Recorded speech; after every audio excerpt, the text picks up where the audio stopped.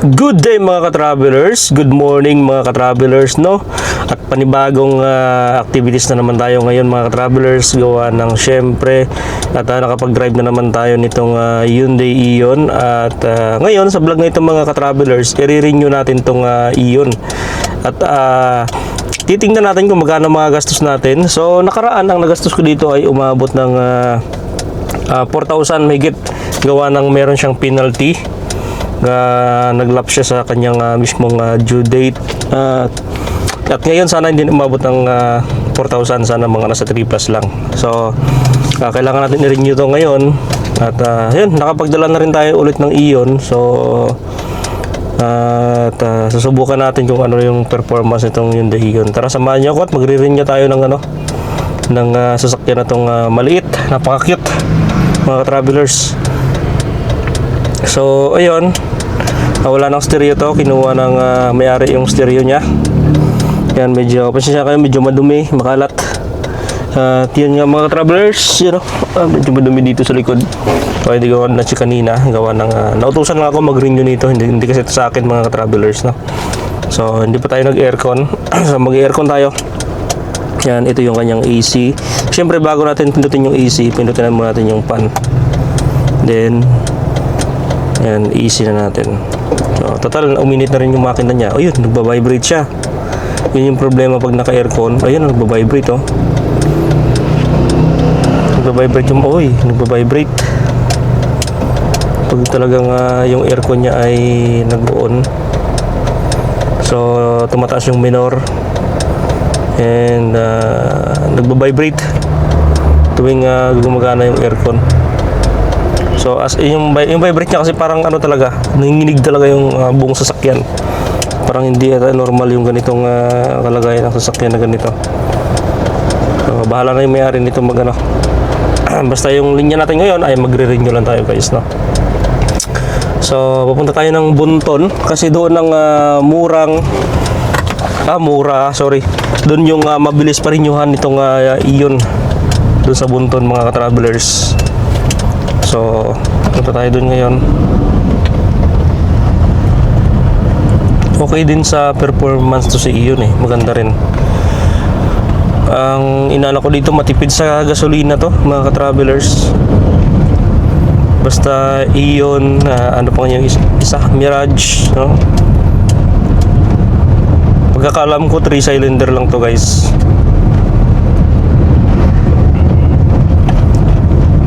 So, nakalungkot dito, wala siyang plate number. Yun ang inaano ko dito, walang plate number, kaya takaw para sa HPG. Meron namang authorization na pwede tayong gumamit ng mga temporary plate number. Kaya nga lang, siyempre hindi rin maiwasan, may mga LTO sa daan. Obligado kang huminto, gawa ng paparaing ka. Gawa ng sa plaka. Yung plaka kasi natin, improvised plate lang, kaya paparahin ka talaga. So, sana dumating na yung plaka nito mga travelers, no? Authorization, meron tayo. Ayan, ito yung authorization letter natin mga travelers. Pero yun nga, lagi natin sinasabi na takaw abala, takaw para. Ay ganun talaga, wala tayong plate number. So going to tayo guys, going to Bunton. Doon kasi sa Bunton na LTO, wala ganong pila doon, mabilis lang yung renewal transaction ng LTO. Kaya doon ako mas komportable compare dito sa main. Sa main naman kasi matao. Kasi pagka nag-process ka doon, pipila ka po talaga. Unlike dun sa kabila na hindi ka napipila ng mga pagkahaba-haba na pilahan.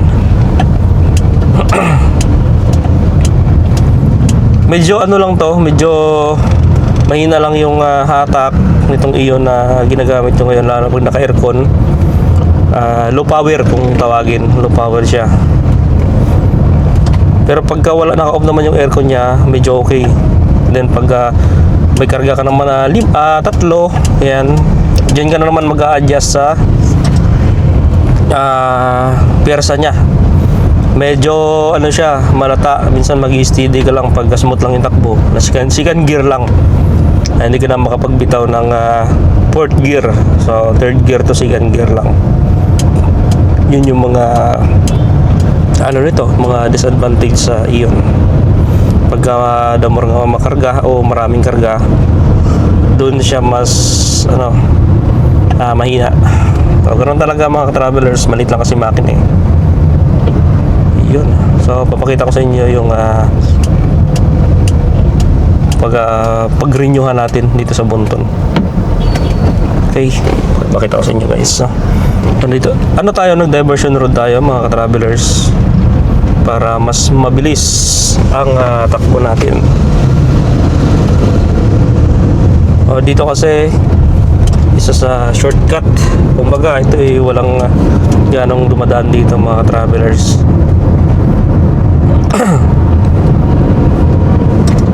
Diversion road tayo guys.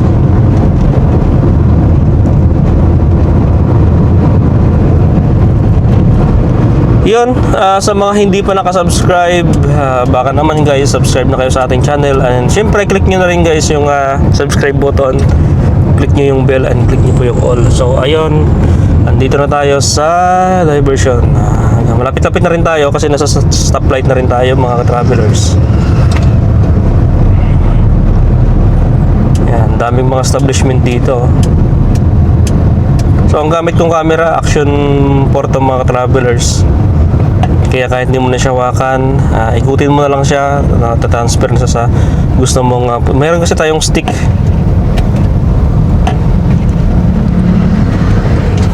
Yan.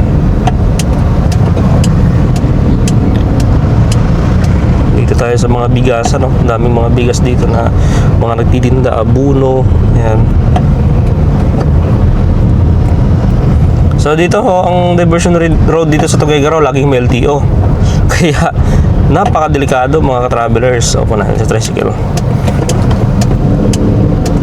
Kaya inaano ko rin sana makuha yung plate number nito. Kasi ito lang naman yung nagiging problema kung ba tayo pinapara.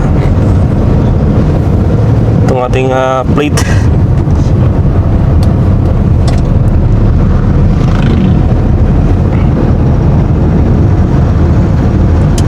Ayan, malapit-lapit na rin tayo. Kakanan tayo dito sa entrance nila mga ka-travelers. Actually, mabilis lang dito ang process. Pag dito ka sa Bonton magre-renew, kaya nga lang talaga namang napakahigpit gawa ng dinadaan lang sa proseso. Kumbaga, machine, yan, i-dedrag yung ating gulong. Kumbaga, babibrate yan, ating suspension, ano pa. May mga dumadaan sa procedure, mga signal light natin kailangan kompleto, gumagana. Kumbaga, check lahat. So, mas maganda yung ganon, gawa ng talaga namang naka-check. At least walang palakad-lakad. Sa iba kasi nagpapalakad sila. Kahit hindi pasado, talaga namang napapasa. Okay, dito tayo guys sa LTO extension ng Bonton. Dito tayo pasok guys. Yan. Uy, tumutunog yung ating shock. Yan, dito tayo guys magre-renew. Yan. Wala ganong pila. Tayo lang yung nauna dito. Maaga pa kasi mga travelers. Yan. Okay, ito na yung ating papilas. Kompleto na rin guys, no? Magre-renew na tayo. So yun mga travelers, nandito tayo ngayon sa extension office ng LTO sa Bonton. Yun, mababayad tayo ng 650. So yun mga ka-travelers, nasa proseso na yung ating sasakyan. Andun na sa may, ayun, nakikita nyo yung black na iyon na yan. Nasa stencil na at for checking na siya. So i-check na yung kanyang mga brake light, ilaw, signal light. Yun yung mga chinek-check nila mga ka-travelers, no? So nagbayad tayo ng 670 pesos para sa stencil. At lahat na po yun. So updated pa naman kasi yung rehistro. Kaya nga lang plate number problem tayo. 2017 model ito kaya wala pa siyang plate number. Pero sabi nga ng LTO, meron ng plate number ang 2017. Pero mamaya confirm natin guys kung meron na. So ito yung CR natin. Ang problema ko dito, naka-encumbered siya. Ayan, naka-encumbered siya mga travelers. Hindi pa na lipat o hindi pa na asikaso ng pinapagbilhan ng may-ari nito. So yun, hintayin lang natin. Nasa process pa yung sasakyan.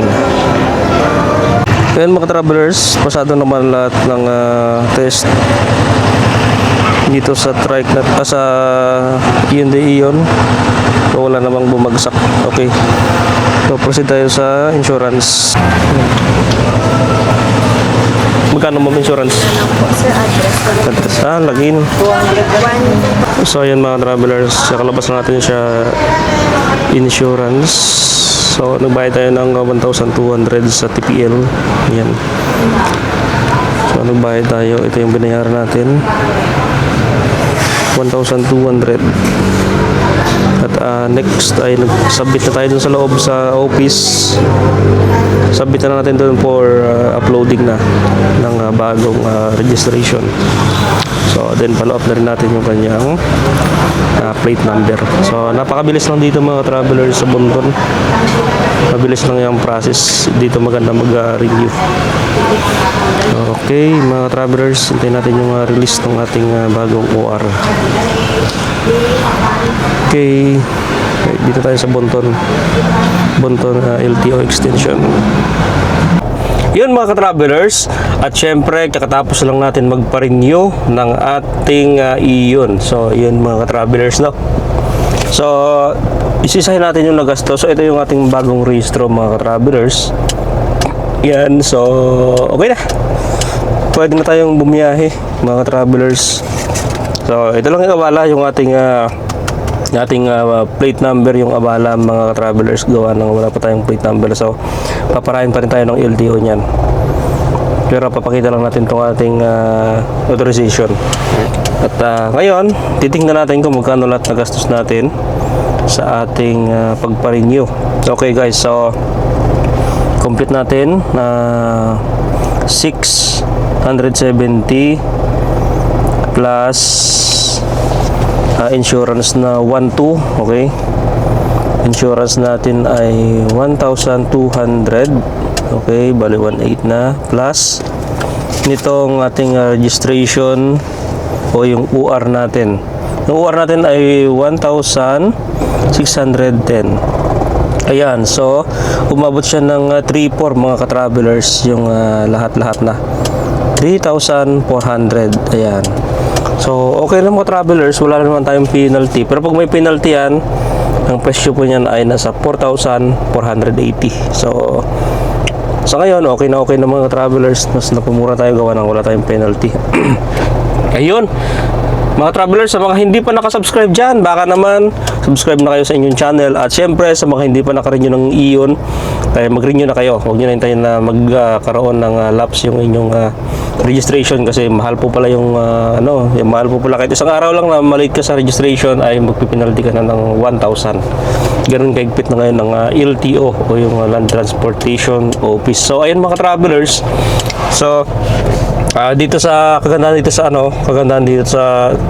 dito sa Tuguegarao na extension dito sa Bonton ay napakabilis ng process. So wala pang isang oras, mga 30 minutes, wala pang wala pang 40 minutes nakuha na natin itong ating registration na bago, and uploaded na rin sa system ng LTO mga travelers, no? Yun. At sa mga hindi pa dyan nakasubscribe, baka naman guys, subscribe na kayo sa ating channel and click na rin ng notification bell. Click nyo po yung all para updated kayo sa ating mga vlog ngayong araw mga ka-travelers. So ang gastos natin ang ngayong araw ay nasa 3,480 lang mga ka-travelers, no? Yun, thank you for watching. Sa mga tropa nating maiyon dyan, At sa mga tropa nating may Rusi Chariot dyan, sa mga Tok-Tok Bokyo, mga 3 wheels, mga travelers, mga riders, yan, thank you for watching. Thank you very much guys.